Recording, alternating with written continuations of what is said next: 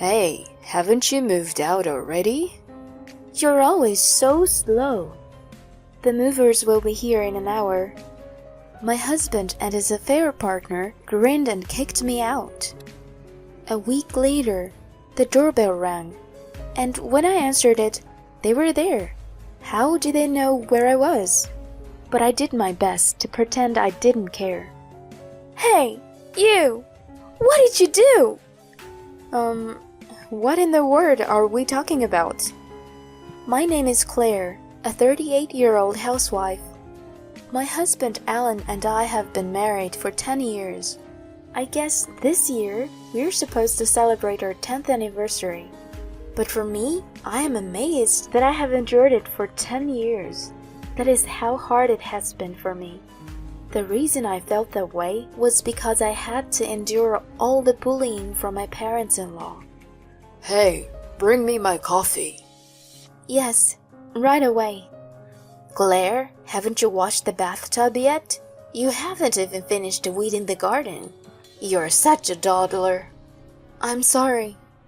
Soon after my husband and I got married, we started living with my parents-in-law. He wouldn't listen to me, saying that eldest son should live with his parents. We are newlyweds, so maybe for the first year or two, we could...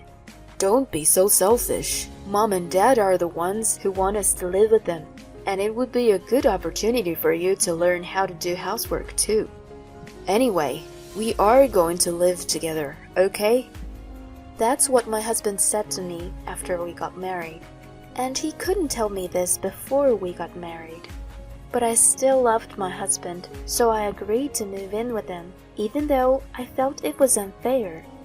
And so, I was to live at my parents-in-law's house. Jacob and Debbie, I'm looking forward to living with you from today. Yes, us as well.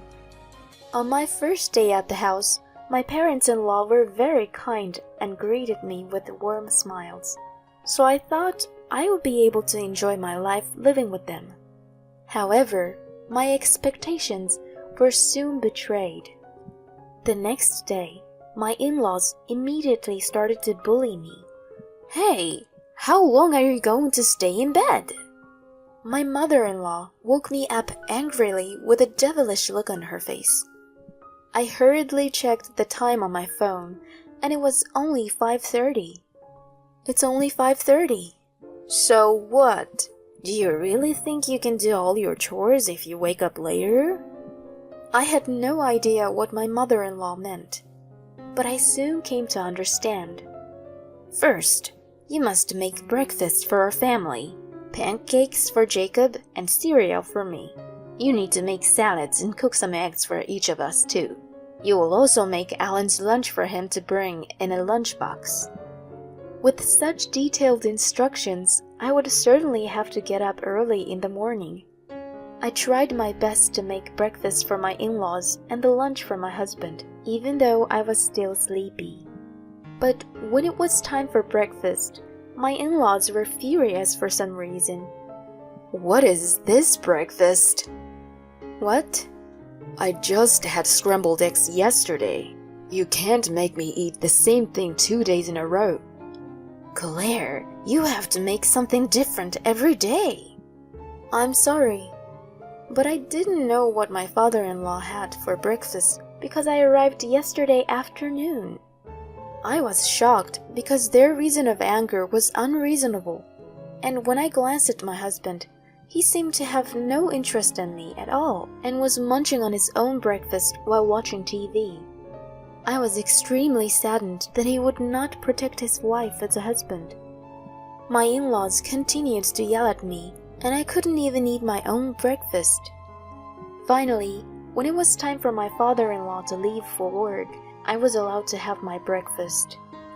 My mother-in-law, watching me eat my cold breakfast by myself, asked, "How long do you need to eat that? You really are slow." I lost hope from the very first day. Why should I be treated like this? That night, when I was alone with my husband in the bedroom, I pleaded to him. Do we have to live together? I can't stand the thought of living like this forever. My husband was startled as I said this in tears. Don't be so hard on yourself. They're just checking to see if you have the guts by giving you a hard time at first. If they approve of you, I'm sure they'll both treat you nicely. Really? Of course. I'm sure you'll be accepted by them. Okay, I'll do my best. My husband encouraged me with his words. My parents-in-law would someday approve of me. Believing this, I really tried my best to do all the chores expected at my in-laws' house. However, it did not go so well. My in-laws' demands were not consistent, and they often came in with unexpected requests. I would sometimes get confused, and my in-laws would get angry with me. Oh my, why can't you do what you're told? You really are a dawdler. I'm sorry. That's how my mother-in-law used to call me, a dawdler. I was sad, but my frustration surpassed my sadness. I was determined to do my housework perfectly and make my parents-in-law approve of me. I was filled with such motivation. It seems that I'm more competitive than I thought.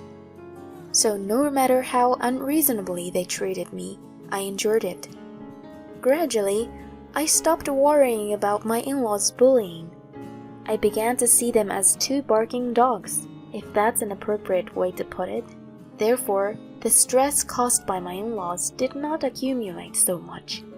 On the other hand, however, I was troubled about my relationship with my husband. I had been married for about 3 years, and my husband had gradually lost interest in me and stopped communicating with me. He used to try to go out with me on our days off, and when we were alone in the bedroom at night, he would talk to me about various things and we would have a happy conversation. But recently, my husband has stopped talking to me at all. If I'm being bullied by my in-laws, he apparently doesn't want to get involved, so he disappears. When I tell him what happened at home that day, he doesn't seem to be interested at all. It seems like he has completely lost interest in me. I wondered if it was really okay to continue our marriage like this. While I was thinking about this, my father-in-law suddenly fell ill and passed away. We were both very upset by the suddenness of the situation. My mother-in-law was extremely depressed because she had suddenly lost her partner. Even though she had treated me badly, I could not leave her in this state, so I decided to support her. How are you feeling, Debbie? Thank you for worrying about me. I'm feeling slightly better today.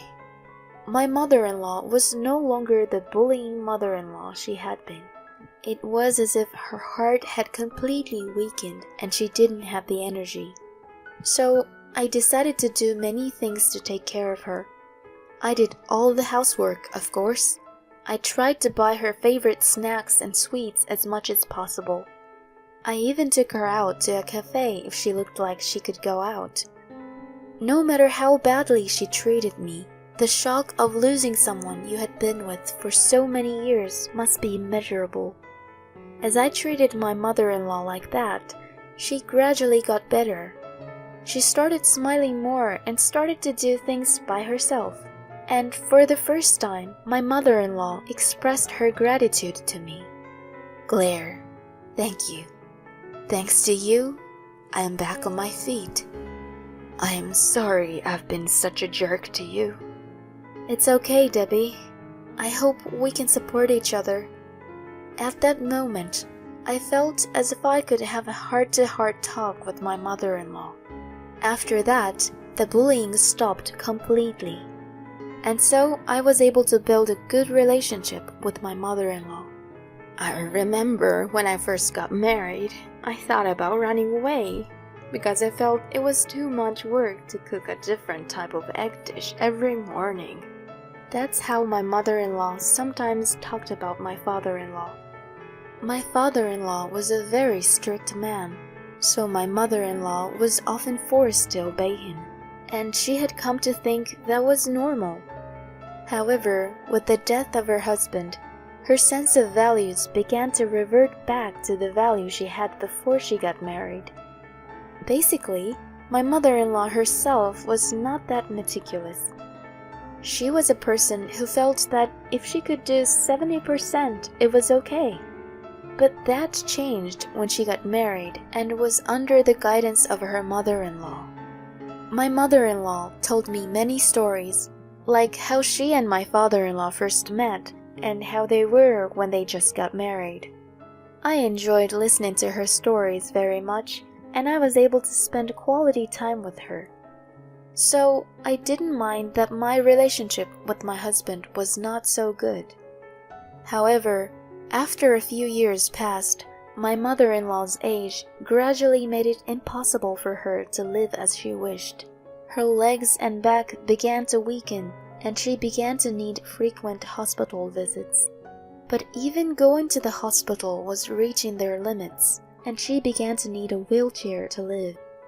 But then a problem arose. It was about the construction of my parents-in-law's house. Because it was an old house, there were many steps. The wheelchair's range of movement was very limited. This made life very difficult for my mother-in-law. When I was thinking about remodeling my parents-in-law's house, my parents made a suggestion. They were going to give up the house they were living in. My parents' house had originally been remodeled to barrier-free because my grandparents had lived there together. The house itself was new and only about 10 years old, as it had been fully remodeled. I felt bad that they had to give it away, but my parents had a dream to move to the countryside after retirement. They thought it would be a good opportunity to make it come true and suggested that they would give the house. I thought it would be good if it would be mutually beneficial in that way. I immediately made a proposal to my mother-in-law and my husband, and they were both very happy, and we moved right away. I was familiar with the house because it was my parents' house, and my mother-in-law seemed very comfortable because it was barrier-free. It was also relatively close to the company where my husband works, so commuting to work seemed easy for him. We were living a peaceful and tranquil life like that. Even if the relationship between me and my husband was not that great, I had already established a good relationship with my mother-in-law. So I felt that this kind of life was a reasonable way of living. However, 3 years after we started living there, my mother-in-law fell ill and had to be admitted to the hospital for an examination. The tests revealed that she was suffering from cancer. She was diagnosed as having terminal cancer and was given only 6 months to live. My mother-in-law was to spend the rest of her days in the hospital room. I went to visit her every day so that she would not feel lonely. Claire, thank you so much for everything. Oh, don't worry about it. When I think about how few days I have left, I realize that I should be thankful for the little things. My mother-in-law seemed to have accepted the fact that she had only a short time left to live and was spending her time peacefully. 6 months later, she passed away. I was extremely sad. I hated my mother-in-law when I first got married because she was very abusive. During the 8 years we spent together, I experienced many things. My mother-in-law had become so important to me that I could call her my second mother. I was so sad during the funeral that I could not stop crying. I am so glad that I was able to grow close to my mother-in-law and have a good time with her, even if it was only for the last few years. After my mother-in-law passed away, my husband and I were the only ones in the house. I felt lonely, as if there was a gaping hole in my heart, because I was always with my mother-in-law during the day. The fact that I was now living alone with my husband also brought light to the fact that our relationship had grown cold. We didn't have much conversation in the morning or at night. Even on days off, we never went out as a couple. My husband gradually started working more and more overtime and coming home later and later, perhaps on purpose. He also started going to work on weekends. Of course, he may be busy, but I think he also wants to spend less time with me. I was kind of getting tired of being with my husband, and I was lonely being alone now that my mother-in-law was gone, so I started working part-time. It was a good decision. I started communicating with various people there, which made me feel more relaxed, and above all, it was fun to work for the first time in a long time. And as I got to know the people at work, we would complain to each other about our husbands, which was a good stress reliever. But then, something happened that I didn't think was possible. I want a divorce. With that, he suddenly pushed divorce papers in my face. What do you mean? It is true that our marriage was on the rocks, but when he suddenly asked for a divorce, I was taken aback. Then my husband made a further surprising statement. I have someone I'm in love with. What does that mean? Are you having an affair? Well, you could say that. Actually, I brought her here today. What? As I said that, the doorbell rang. Then my husband opened the front door and brought in a woman. Hi, I'm Elise. It was a very young-looking woman in flashy clothes. The affair partner apparently works at a strip club. My husband is a regular customer there, and the two began having an affair. I want to leave you and remarry her. I felt as if I had been hit in the head. I had lived with my in-laws and did my best to take care of the housework for my husband. How could he treat me like this? You know, we couldn't have kids, but she and I were able to have a baby. I couldn't believe my ears. Apparently, she was pregnant with my husband's child. We have a new family member over here. So, will you back down? The woman smiled wickedly at me. This person is completely hostile towards me. I shouldn't have to relent either. With that in mind, I agreed to the divorce. I'll give you a grace period until you leave. I'm sure you'll need it, being abandoned by your husband out of the blue. The two of them were annoyingly excited. My husband and his partner are going to live at her house until I leave. I signed the divorce papers my husband had prepared and filed for divorce. We are strangers now. 10 days have passed since then. My ex-husband and his partner came to my house. Hey, haven't you moved out already? You're always so slow. Yeah, my mother used to call her a dawdler. That was when I was being bullied, and in the end, my mother-in-law never mentioned any such thing. The movers will be here in an hour, I replied without concern. They looked satisfied to see the cardboard boxes piled up. An hour later, the movers came and took all the boxes away. Good. Then, get the hell out of here. My ex-husband and his partner grinned and waved at me out. My husband had apparently forgotten a certain fact. Well, it would be more interesting if I didn't remind him as it is. I had completed the move to the new house and was living comfortably. A week later, the doorbell rang, and when I answered it, my ex-husband and his partner were there. How did they know where I was? What? How? I followed you home from work. That's a stalker, isn't it? They were furious. It must be about that, but I did my best to pretend I didn't know. Hey, you! What did you do? What in the world are we talking about? Don't be silly! We were living in that house and suddenly we got an eviction notice. Oh, is that so? Don't play dumb. You must have done something. The two of them shouted. I had no choice but to tell them the truth. Of course, because I sold that house.